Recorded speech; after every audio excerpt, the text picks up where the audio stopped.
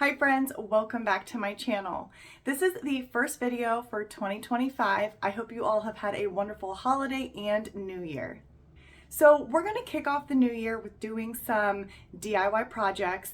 We have been cleaning out the garage and my husband's shop area and a little bit of my craft area as well. So what I wanted to do was turn some of the scrap wood that we have, as well as some of the items that I've been holding onto from estate sales or furniture flips, items like that. I want to do some DIYs with them. So the first two items I have right here, we're gonna see how much I can get done in this video. It may just be these two projects. If I have any more, I will also add them. So the first item is this handmade, I'm not even sure what you want to call it.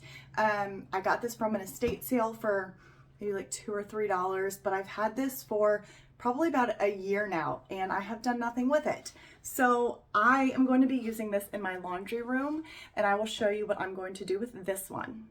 And then this piece over here, this is actually a glass frame for an old hutch that I had flipped. I don't even know when I flipped that hutch. It was probably 1 or 2 years ago that I did that, and I kept this glass frame, door frame. I think I did a project with the other one, but I can't remember, and I've had this one behind this door since then. So I'm going to be using this in our bathroom. So let's get started on these DIY projects. So this door frame is going to be acting as the base or the support for this large tray, if you will, that I will be building over top of my bathtub. So I need to remove all of the hardware from this piece as well as the glass. Thankfully, the glass came out super easy by removing the rubber inserts that were holding the frame or the glass in the frame. So everything came off super easy, didn't have to worry or struggle too hard. And I did keep this doorknob or door handle. I thought it was really unique and could use it for some for a future project. And of course, I had to share Trigger. I know a lot of you guys like to see him, and of course, he was by my side while I was working on this. Okay, so the glass has been removed at this point, and I went out and grabbed all of this scrap wood that we've had in the garage. I've used on previous projects. This was the wood that I used for the pumpkins, the wood pumpkins, and the wood Christmas presents. I think it was last year that I did those projects, and I still have some left over. And then these are just other scraps. I'm not exactly sure what they're from, but my plan is I'm going to lay out the boards the length of this piece, this door frame. We're just going to call it a door frame, and the door frame is going to act as the support for these slats going across. So what I'm going to do is measure the length and cut all of the wood down. Once the wood is cut down, then I'm going to sand it, and depending on how well this sands, I'm going to stain everything. If not, I'm going to come up with a plan B. So I'm going to get to cutting these down on the miter saw and sanding them down. I am out in my husband's shop now, and I'm just going to be cutting down, like I said, each strip of wood on the miter saw. I'm going to make sure that I cut one end to get a nice clean edge, and then I'm going to measure the length of that door frame for this first piece. Once I get that cut, I'm going to be using that piece as my measurement for the rest of the pieces of wood. It's easier for me to do that to make sure that everything is flush and the same length than using the tape measure. I know that probably doesn't make much sense, but this has been the easiest way that I've been able to find to make sure that my cuts are consistent and I don't have to keep trimming them, to make sure that they are all flush.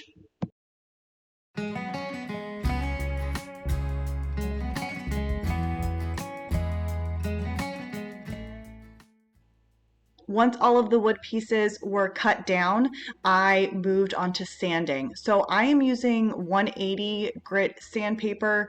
Actually, I used 120 grit sandpaper. I really wanted to make sure that I could get the rough edges, especially from the paint. I could, make a nice smooth side.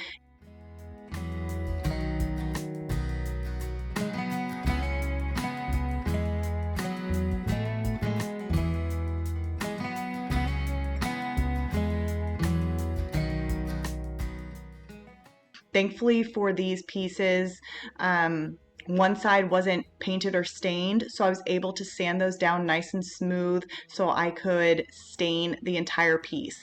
And I also made sure to sand down the door frame so that when I applied the stain, everything looked cohesive.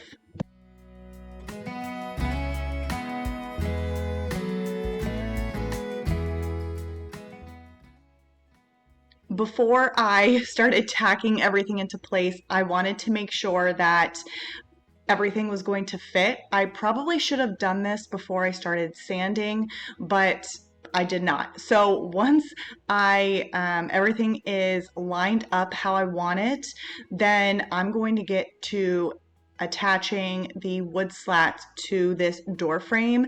And there is a little bit of an overhang on either side of this door frame from the wood slats. I am perfectly fine with that. This is a super rustic piece, and it is for me, so I'm fine with that. I didn't need it to be completely flush on the sides. And then, like I said, once everything was how I wanted it, I'm just using the brad nailer and I am putting 2 nails into each wood slat.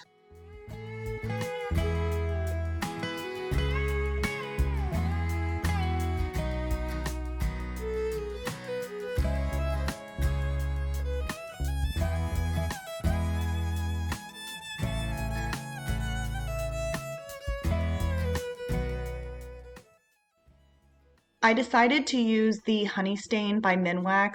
This is the same stain that is on the floating shelf that my husband built in our bathroom already. So I wanted the stains to be consistent, and I had plenty of the honey stain left over, so I was very happy that I didn't have to run out to the store. So this project cost me nothing, and that's the best kind of project. And I also remembered how much I loved working with scrap wood and in the shop and being hands-on with these projects. I know I've done a lot of thrift flips lately, but I had a lot of fun working on these projects. And once the stain dried, I brought this piece into my bathroom and I put my plants on it. So I really hope you like this first project.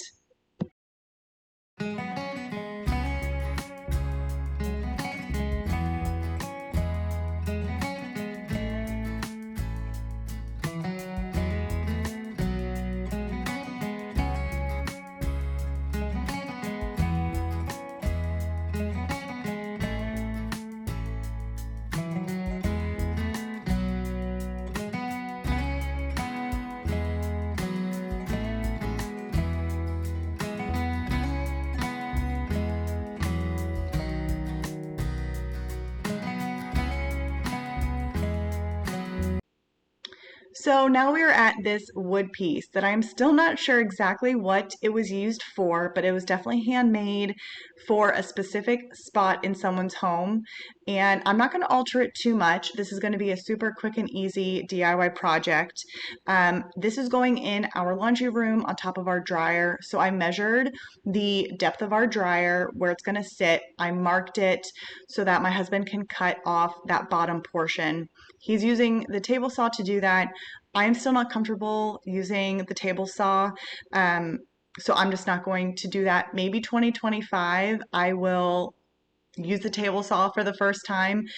In the meantime, I'm going to stick to the tools that I am comfortable with. So he cuts that down for me, and that's the only cut that I needed for this piece. So I'm just going to get to staining this, and I decided to use Early American by Minwax. I wanted to do 2 different stains. on these two different projects, but this ended up being very, very similar to the honey stain that I used in the first project. I don't know if it was the type of wood or just that the stain itself is very similar, but it was fine.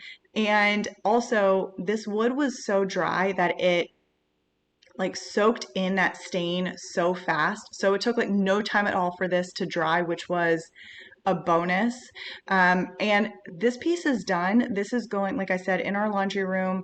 I'm going to be putting our homemade laundry detergent on top of it, as well as some other, laundry essentials. I do have a video of the homemade laundry detergent. If you are interested, I will link it in the description.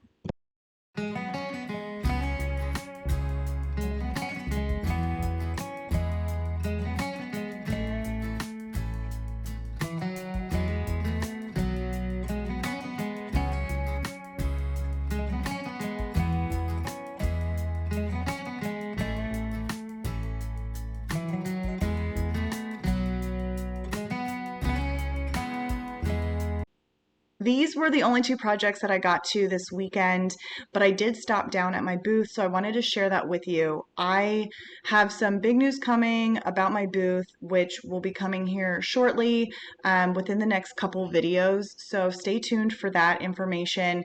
I went down my booth this weekend so I could remove most of the Christmas items, more of like the super Christmas items. Some of the winter stuff I left because people are still buying some Christmas items and some winter items.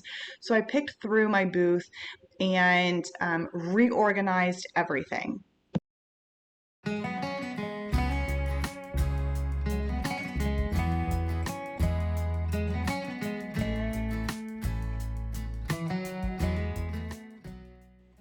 I hope you enjoyed today's video and maybe got inspired by these DIY projects. If you have any scrap wood laying around, maybe you can make something similar, or it gives you an idea to do something else in your home with the scrap wood that you have. We have so much scrap wood. My husband is a woodworker, so there is always scrap wood lying around. And doing these projects really reminded me, like I said earlier, how much I really do love working with scrap wood and doing some projects around the house. So I really want to try and focus on that this year with my channel. I'm still going to be doing thrift flips. I love doing thrift flips because I also love going to the thrift store, but I really want to get back to doing more of the scrap wood and those type of DIY projects than strictly thrift flips. So I hope that you guys are excited and would like to continue, following me as I, craft away on the weekends and just use it as a wonderful stress relief and a creative outlet. And I hope everyone is having a wonderful New Year so far. If you guys have any projects that you are working on, let me know in the comments. Love to hear from you guys, and I will see you all in my next video. Bye, everyone.